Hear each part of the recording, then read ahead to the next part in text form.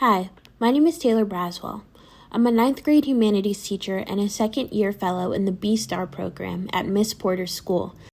This past year, I've been conducting an inquiry project to explore what happens when I center criticality and empathy in my classroom. Most of my data collection occurred in the fall, which meant that I was working within the context of a very contentious and polarizing presidential election. As I collaborated with my students to use critical thinking and empathy as antidotes to disconnection, objectivity, and ultimately white supremacy culture, we often reflected on our current social and political climate and what it means to be political in the classroom. Today, I'm fortunate enough to be in conversation with a student of mine from that fall term. I wanted to hear her perspective on navigating politics and polarization in the classroom and how she has come to see empathy and criticality as tools to help her do so. First, I wanted to hear how she felt like her age group was grappling with our current polarized political landscape, and if it was something they were even thinking about at all. Admittedly, going into teaching as a member of Gen Z, I already knew that our generation was more politically and civically inclined than we got credit for, but it's important to me that others are made aware of this as well. Adults, including teachers, have made a habit of underestimating just how keyed in Gen Z is to what's going on around them. This kind of oversight inevitably affects teaching practices, specifically what kinds of conversations teachers are making room for and how they facilitate discourse. Let's hear what my student had to say. I would say, yes, we definitely talk about it and something that affects us all. I think on who you're talking to changes the way you speak about these topics. What we're seeing online and the news and all that, discussing that with a friend versus discussing it with a classmate is different. When you think of the news or our current political moment, what are the big things that come to mind for you? For me, myself, I think a lot about immigration, about minorities too, just because being a big part of many different groups, many different communities that are pretty much under fire at the moment. I think that definitely comes to mind whenever I see these things. Right. How would your conversation about politics be different with a classmate versus a friend versus a teacher? I think with teachers it's a lot more reserved.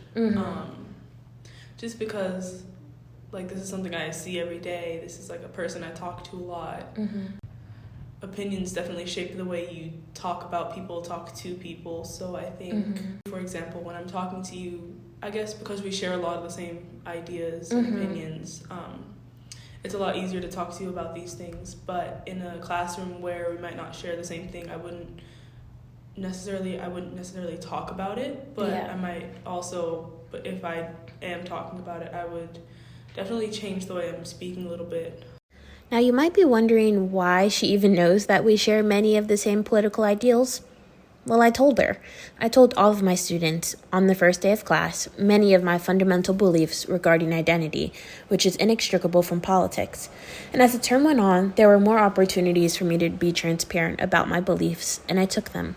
I know this seems controversial, and it's a choice I tried to make thoughtfully. Because of my project, as well as my own pedagogical beliefs, it was really important that my teaching help students identify and challenge oppressive power structures around them. I didn't want my teaching this year or any other to be politically neutral because Pierre Bourdieu tells us that schooling is a highly socially reproductive act. So if I adopted a stance of quote-unquote neutrality, I'd actually just be teaching my students to reproduce the status quo, which is currently unjust, inequitable, and dehumanizing. That being said, I also didn't want to ostracize students who believe differently than I did. The Teen Years Explained, a 2009 book out of Johns Hopkins University, tells us that adolescence is a time where students navigate social identities and begin to negotiate their beliefs as they grow more independent from their caretakers. So ostracizing and shaming a student for their beliefs is essentially squandering this massive opportunity to help positively shape those beliefs and influence the kind of adult they'll grow into. It's also going to be emotionally distressing for that student and impede whatever kind of learning you've set out for them to do, because we know that students struggle to learn when they don't feel safe and respected. Another hallmark of adolescent development is that they care deeply about their relationships with one another. Maintaining friendships, reputations, and a sense of belonging are among the top priorities for adolescents. Let's hear from my student about how this affects the way students engage with politics and criticality in the classroom.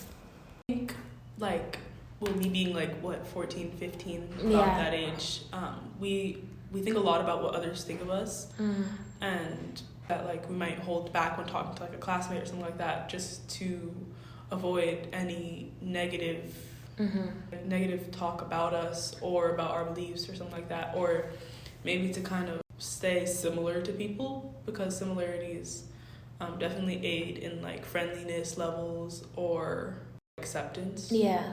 Do you think it's possible within a classroom setting to still take those risks and be vulnerable in political conversations, even when you're afraid of what people might think? And how can a classroom be organized so that it feels less scary to kind of have that sort of vulnerability? I think you have to start out with maybe a good basis on relationship. You and I would say we have a pretty good student-teacher relationship. Helpful if there's what happens in the room stays in the room, and what actually happens stays in. I think it's just general respect among all the students. If I respect you and you respect me, then I'm gonna open up to you, and I expect you to keep that for me. I think that needs to be. I think that's an important factor. This resonated deeply with me and was corroborated by the findings of my inquiry project. What my student just said, as well as what I saw all of my students do in the fall, led me to develop an implication for my project for my teaching practice going forward. I now know that building a classroom culture centered around criticality requires a level of trust and vulnerability between students and teachers. This involves constructing community norms, shared purpose, and a sense of playfulness to aid in risk-taking. Disrupting the status quo comes with risks, and students need to feel that they will be supported when they take those risks in pursuit of justice. To optimize student safety, critical classrooms must prioritize both accountability and empathy so that students are not penalized for engaging in the messiness of learning and are not conditioned to associate neutrality with safety. But what about empathy? How can students dive into the work of criticality while still humanizing people who aren't quite there yet? My student had something incredibly profound to say when I asked. How do you kind of try to strike a balance between accepting someone for who they are, right, when their ideals or beliefs are different than yours? How do you strike a balance between that and having your own strong beliefs and challenging people you're in community with to do better and think better?